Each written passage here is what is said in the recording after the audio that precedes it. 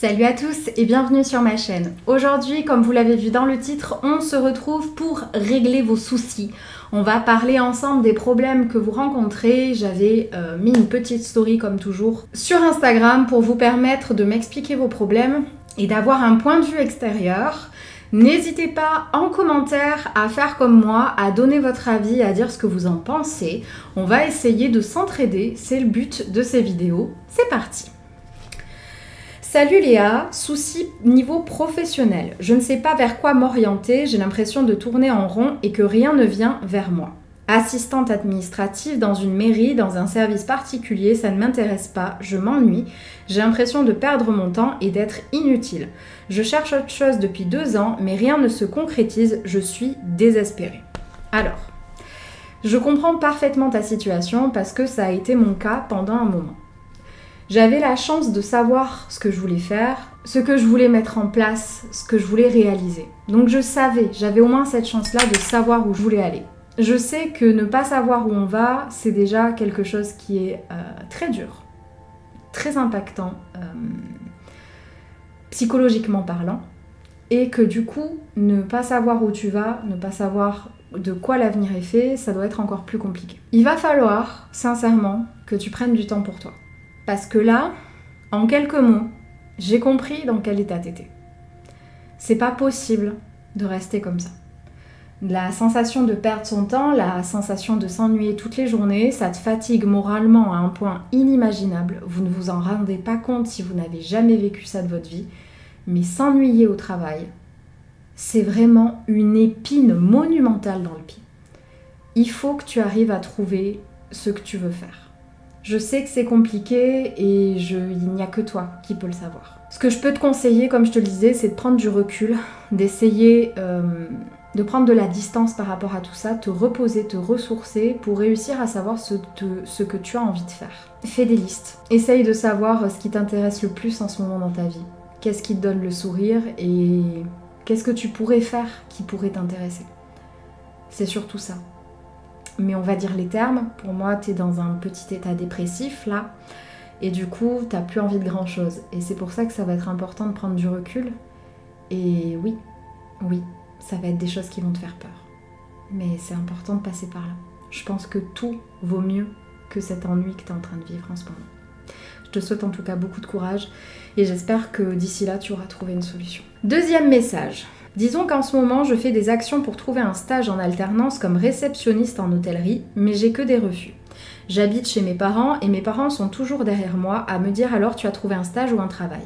Je suis un peu fatiguée avec ça car ils veulent que je parte de chez eux, mais un peu difficile pour moi. Puis j'ai une nouvelle personne qui veut tout le temps être rassurée, que c'est avec lui que je veux être, le mettre en priorité, être tout le temps avec lui, mais ce n'est pas possible. Il s'énerve pour ces raisons-là, moi je m'énerve car j'ai l'impression de ne pas pouvoir être libre, de ne pas pouvoir faire ce que je veux, j'ai envie sans avoir des disputes ou des questions, pourquoi et pourquoi l'autre, etc. Première chose, pour ton travail, je comprends que ça t'impacte beaucoup que tes parents te demandent tout le temps des nouvelles.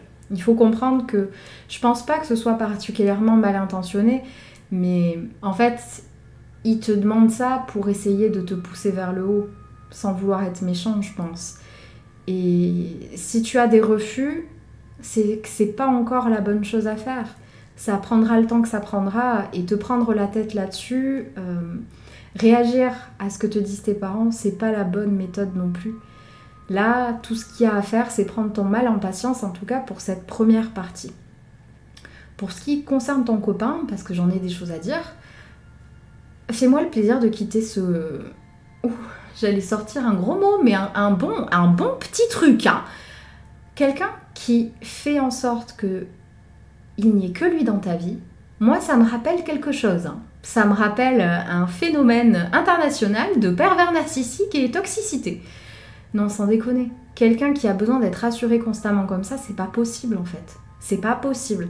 Qu'on ait besoin d'être rassuré quand on vit une mauvaise période, etc., c'est normal. Mais si ça dure depuis des mois, ça suffit quoi. C'est bon, t'es pas sa mère, t'as le droit de vivre, t'as le droit de faire tes choix. C'est quelque chose qui te pèse, dégage-le. T'as pas besoin de ça en ce moment. Ne perdez pas votre temps avec des allumés de la vie, c'est bon, stop.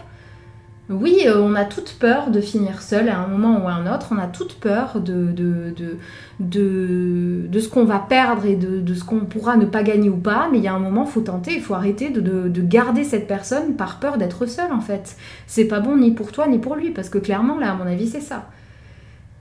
T'es pas heureuse, il te saoule, largue-le, putain, larguez-le quoi. Troisième message. Depuis que je suis avec mon conjoint, c'est compliqué. Au début, tout allait bien avec sa famille, mais quand c'est devenu du sérieux et que nous nous sommes installés ensemble, tout a changé. Il y a eu et il y a encore énormément de jalousie sur notre couple et il y a eu des moments horribles. Il me parlait mal, devenait affreux envers moi, a toujours me rabaisser, me descendre, me traite de tous les noms. Je n'ai jamais eu droit de donner mon opinion sur sa famille quand quelque chose ne me convenait pas et il prend constamment leur défense. S'ils me parlent mal ou me critiquent, c'est normal, c'est leur caractère, c'est pour rire, etc. Et moi, au contraire, si je fais la même chose, eh bien c'est pas normal, je suis mauvaise, méchante, désagréable.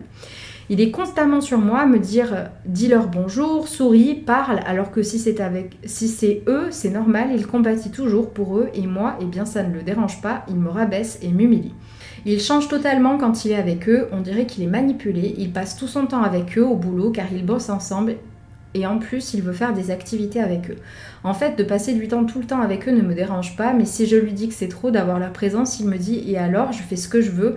Mais au contraire, si moi je le fais avec une amie, ma soeur ou mes parents, il me fait des reproches. Et pour sa famille, il est toujours partant de les aider, même financièrement ou autre, c'est normal, mais il ne voit pas qu'il profite de lui. Et moi, si j'ai le malheur de lui demander un peu d'argent ou autre, il me fait des reproches. Pour résumer, il est trop collé à sa famille et surtout sa belle-sœur. Je sens qu'elle est jalouse de notre couple. On a eu des moments horribles où il a posé ses mains sur moi devant mes parents, mon fils qui se souvient très bien, et pour mes 30 ans, il avait la présence justement de son frère et de sa belle-sœur. Là, je suis en train de réfléchir à comment je vais tourner la phrase. Les gars, faut arrêter. Faut arrêter. Quelqu'un qui n'est pas capable de prendre votre défense face à sa famille, qui n'est pas capable de comprendre que vous avez envie d'avoir une vie de couple normale, qui n'est pas capable de prendre en compte votre avis, votre opinion, qui lève la main sur vous, qui vous humilie. Là, ma chérie, c'est pas possible en fait. C'est pas possible. Je suis en train d'halluciner là. Rester avec lui, c'est à tes risques et périls. Là, il faut que tu prennes tes clics et tes claques et que tu t'en ailles, en fait. Tu es en train de te battre pour garder un couple sain alors que tu as une personne et une famille qui est toxique dans l'histoire. Il va falloir comprendre que essayer de garder ce couple sain, ça va jamais être possible. Jamais. Quelqu'un qui t'humilie devant tout le monde, qui te descend autant, qui te frappe,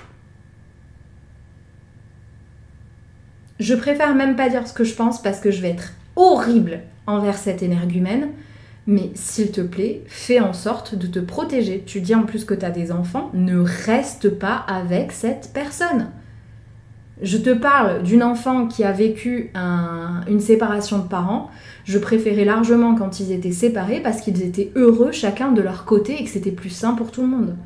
Il y a un moment, d'accord, vous aimez la personne, vous l'idolâtrez beaucoup, là, parce que là, il y a vraiment des illusions qui ont été faites dessus. Il faut que t'arrêtes. Il faut que t'arrêtes. Là, l'univers, il essaye de te faire des warnings de tous les côtés et tu continues à t'accrocher, mais... Je suis désolée, hein, je dois paraître hyper méchante et compagnie, ça doit être hyper difficile à entendre, mais là, faut arrêter, là. Là, faut arrêter. Là, faut appeler à l'aide, faut faire quelque chose, mais il faut arrêter de supporter ça, c'est pas possible.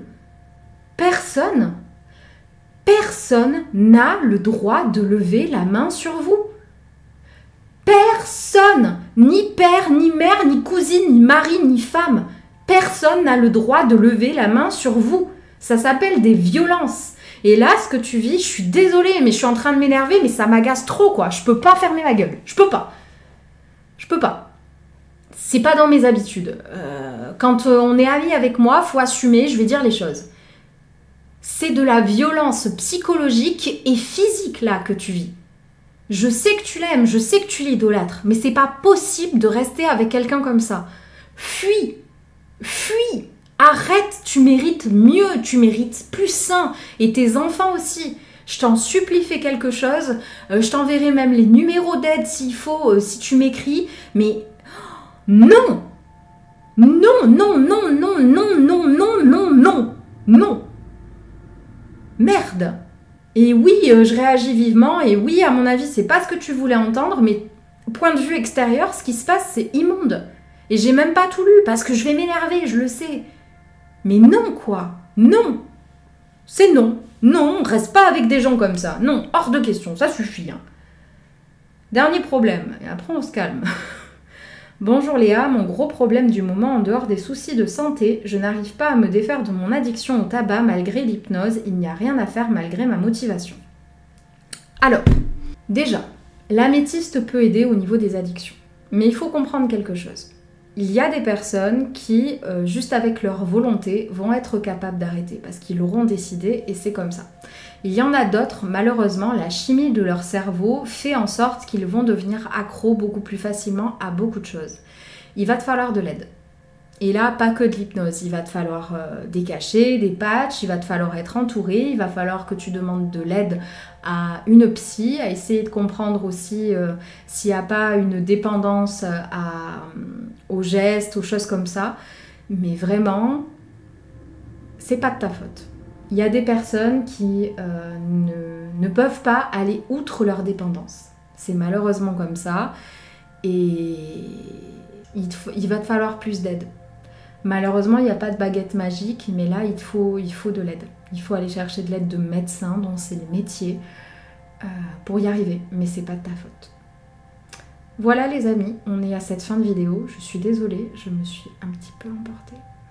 Mais enfin, voilà quoi, vous me connaissez à force, moi, j'aime pas.